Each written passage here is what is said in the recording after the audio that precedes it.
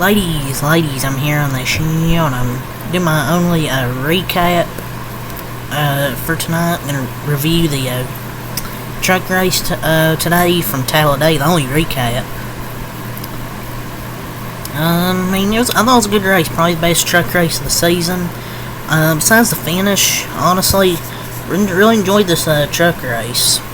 The coverage, however, the broadcast, camera work, awful. And they had a truck race at 4:30 on a Friday at Talladega, or like near 5 o'clock. Yeah, great idea. The coverage sucked. Like, my God. They went to a commercial. As soon as they went to commercial, like right when they went to commercial, the big one happens during the commercial, side by side. Fox couldn't be bothered to cut back in. As soon as it happened, nope, we're just gonna let our commercials play. Of course they do. Oh my God, like, oh yep, here's a Craftsman Truck Series commercial to watch instead of cutting back to the actual big crash.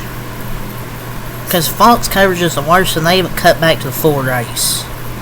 And they had a freaking commercial with 5 to go in stage 1, and came back with about 3 to go coming to 2 to go. That was just terrible coverage, as usual from Fox, and we still have another few years of this crap. And during that race work, we'll talk about Keith McGee. We'll talk about him. Sanchez got spun, come back up on the track. Camera work was terrible. You couldn't even tell. Well, I could tell with Sanchez spinning, but I'm like, are they going to cut back to it? Because I couldn't even see it. Fox wakes up and picks the most hungover person in the studio to be the director, I swear. The camera angles back then were so much better. Like, recently they're way too tight and the angles are just not flattering. Like, they can do better, but someone has to step up and take control because you can barely see. Because sometimes they like zoom in on the trucks and stuff like that. That's just Fox summoned in one clip. But yeah, that's my rant, I guess my rant about the coverage and the broadcast. Adam Alexander was good, but Mikey, terrible. And it is for Daniel Dye. Good God. Be glad when he's out of the fucking truck series, though I don't have to hear Michael Waltrip talk about Daniel Dye every week. Okay, so there's that. I want to talk about Keith McGee. Oh God. There was a wreck. I'm talking about the Sanchez wreck. He got pushed by Eckes, just lost it, come back from the track. Keith McGee just flying in here, probably about 100 and something miles an hour. He didn't even try and check up. He just arca piled in, arca braked, just piled in. Spun or something, hugged the yellow line or white line or something like an arca race. Yeah, I don't think he meant pile into the wreck like an arca race. Just Keith McGee DQ'd, paid for a ride that made it, just so he could do Keith McGee things and full throttle into a wreck.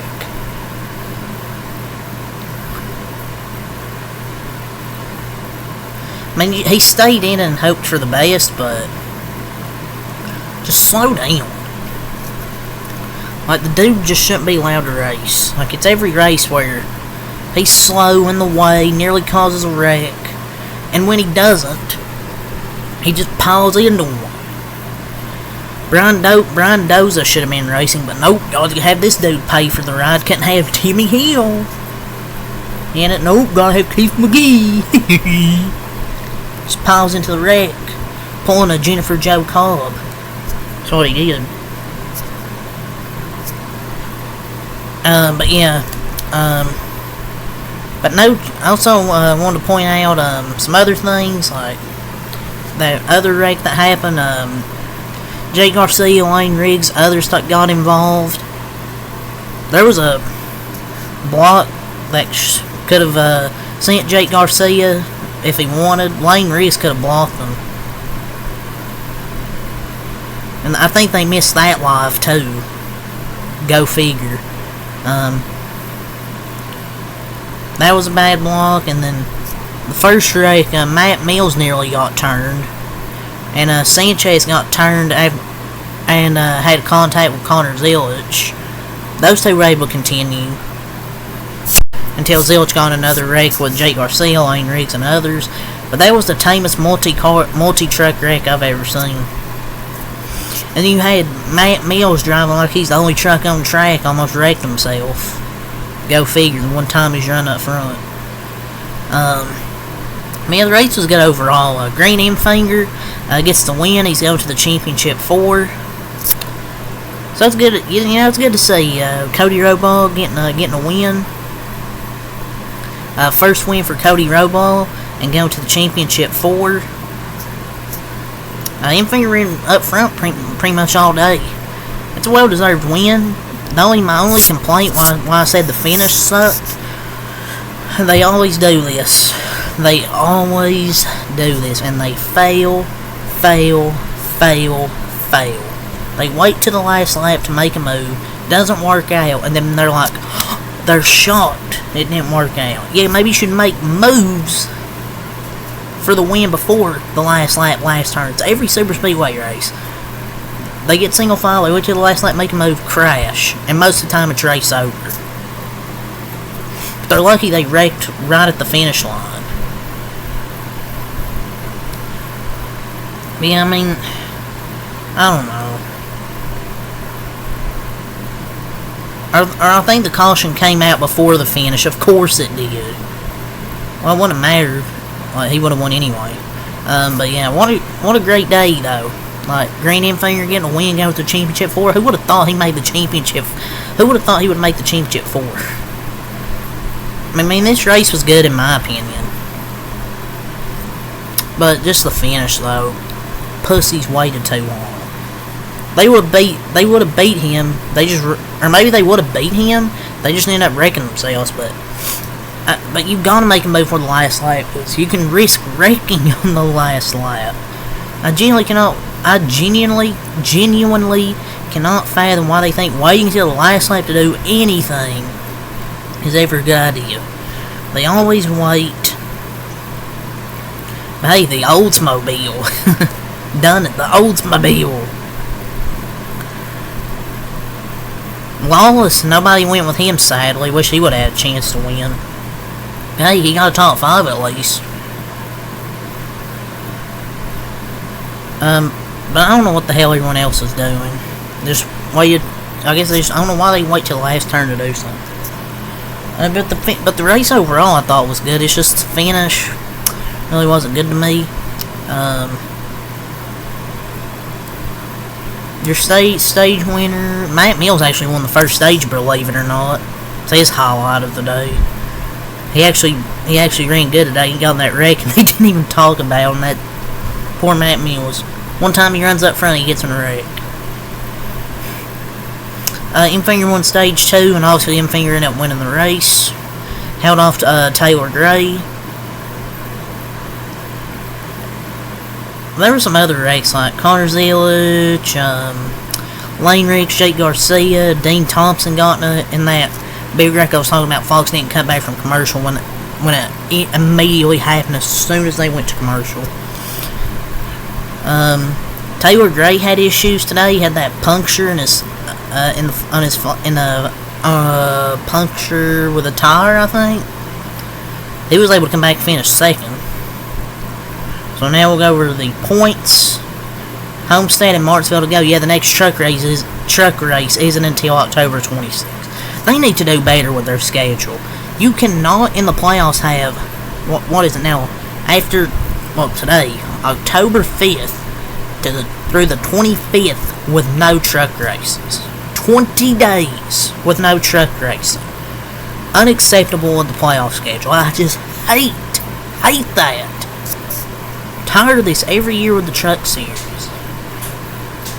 You're gonna have people forget about the playoffs coming in. But yeah, let's talk about the points here. M figures in with that win to the Championship 4. Corey Heim plus 30, Eckes plus 29. I feel like Heim and Eckes will probably be safe. I think they'll make the Championship 4 pretty comfortably. Even if they don't win, they'll get points. But this Majeski plus 5, Carruth minus 5, Taylor Gray minus 13. Man, imagine if he won that race there. Sanchez minus 20 and Anchor minus 23. I feel like Taylor Gray isn't in a must-win, but I don't know, I feel like Sanchez and Anchor are going to have to win a race to get in. Raja's close to where he can get in on points, but I feel like Heim and Eckes will be fine. It's really just going to be battle for that last spot. As for the truck results, I'll give the race an 8 out of 10. The only point or two I'll bump down was because of the finish. Green and Vigorous to win, Taylor Gray second, Daniel Dye 30, got in a wreck, even got back to finish 30. he crashed again, got in that last lap crash. Roger Cruz fourth, Lawless Allen fifth, looking Lawless Allen. Christian Eckes sixth, Ryan Reed seventh. Yeah, welcome back to NASCAR, Ryan Reed. Set your truck on fire. Super Speedway expert, according to Michael Waltrip. Stephen Parsons eighth, Brett Holmes ninth, and Spencer Boyd rounds out the top 10. What a top 10. Corey Heim 11th, Tom Majeski 12th, Stuart Friesen 13th, Tyler Ingram 14th, Clay Greenfield 15th, Corey Roper 16th, Danny Bone 17th, Mason Maggio 18th. Good come back from that crash he had with Keith McGee. Caden Honeycutt 19th. Around the top 20 is Jason White. Norm Banning 21st. Woohoo! 21st for Norm. Nick Sanchez 22nd, Matt Crafton 23rd, Dawson Sutton 24th, Chase Purdy 25th, Keith McGee 26th, William Sawalich 27th, Lane Riggs 28th, Jay Garcia 29th. Round top 30 is Tanner Gray. Matt Mills 31st, Nate Thompson 32nd, Connor Zilch 33rd, got in that crash. Johnny Sauter 34th, was out because of the DVP. Ben Rowe 35th, and Bailey Curry in 36th in last place because of a rear gear failure. And Matt Crafton had a plug wire issue on the, I think that last restart. But yeah, it was a solid race, I guess. Or a good race, because I said it was 8 out of 10, so that's a good race. At least Norm Banning beat his own record as the oldest driver to ever score a lead lap finish in NASCAR's top 3 series. And only damage was on the corner panel for him from Norm, so at least he got a good finish. Yeah, that's really all I'll say for this video. So, yeah, until next time, out of luck. Peace. Leave a like, comment, subscribe for more, and I'll see you guys tomorrow for the start of the ALDS and NLDS. Have a good night on this shit.